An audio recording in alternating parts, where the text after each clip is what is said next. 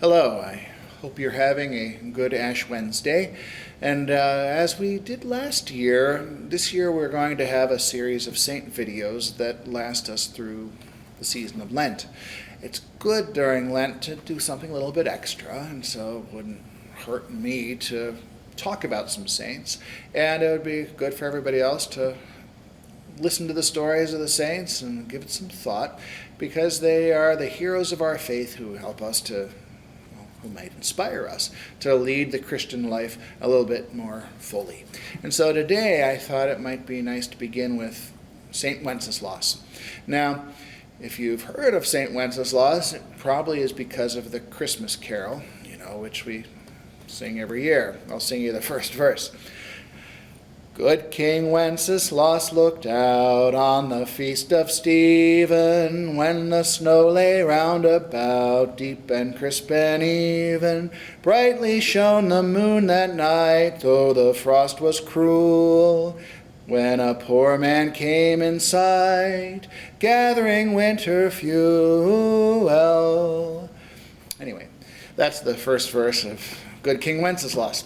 Now, it takes place on the Feast of Stephen, which is December 26th, the day after Christmas. And it's a story about a king who looks out his window and sees a poor man struggling through the snow, collecting wood. Now, the carol is something I want to talk about a little bit more later, but first I'd like to tell you about the history of St. Wenceslas. He wasn't actually a king. Actually, he may have been at the very end of his life. But he was the son of the Duke of Bohemia. Bohemia is a land that is in Eastern Europe. It's populated partly by Czechs, partly by Slovaks. And it used to be, for a while, it was a kingdom. Anyway, he was the son of the Duke, and he was born in the year 907.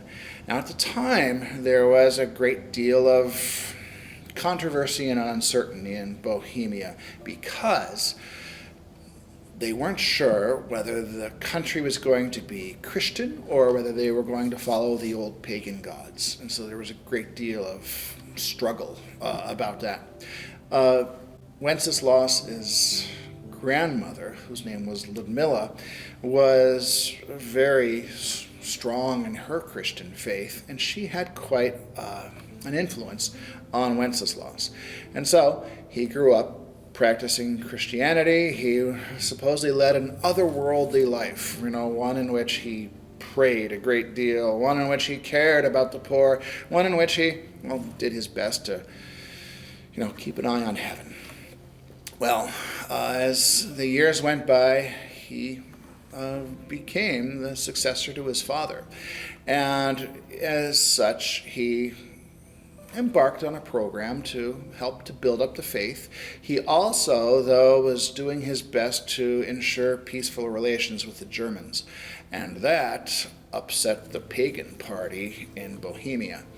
Anyway, his brother, Boleslas, on the feast of Cosmas and Damian, invited Wenceslas to a celebration, and on his way there, he was attacked by Boleslas and his supporters, and he was murdered. So he died at the age of 22.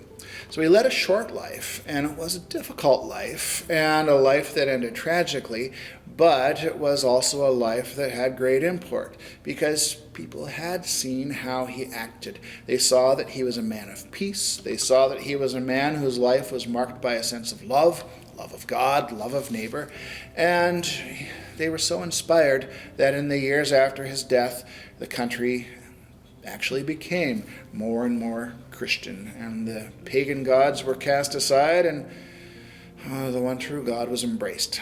And so there we are, and that's really the story of St. Wenceslas.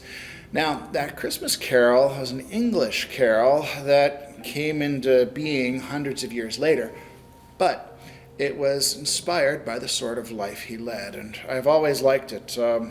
One year on the feast of St. Wenceslas, I had my congregation actually sing the Christmas carol. And I won't sing for you the whole thing today, but what happens in the song is this.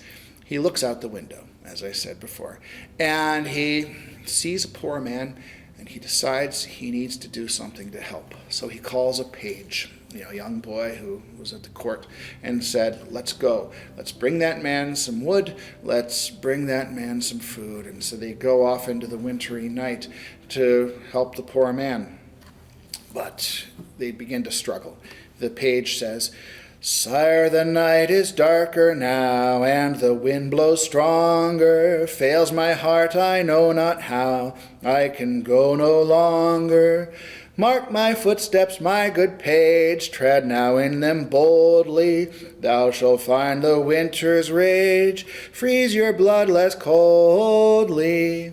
So the poor page is freezing, and Wenceslas says, follow in my footsteps, and you'll see it's not so cold. In his master's steps he trod, where the snow lay dinted. Heat was in the very sod, which the saint had printed. Therefore, Christian men, be sure, wealth or rank possessing, ye who now will bless the poor, shall yourselves find blessing. So in the saint's footsteps, the page found warmth, and he was able to continue. And the whole point of this song is we need to follow in the saint's footsteps. We need to look around us and see people who might need our help. We need to be people who live our faith well, not just believe, but who live it, who practice it, who preach it. Because God is hoping that we, whether we're sons of a duke or just regular people, are going to make a difference in this world. We're going to make the lives of the people around us better and happier and holier. And so St. Wenceslas is a good example of somebody who led a short life and a tumultuous life, but a good life. And in doing so, he inspired people hundreds of years later to go out there and help those in need. It's the sort of life we should all aspire to, a life in which we set the good example, a life in which we live the Christian faith so well that other people desire to do the same. God bless you.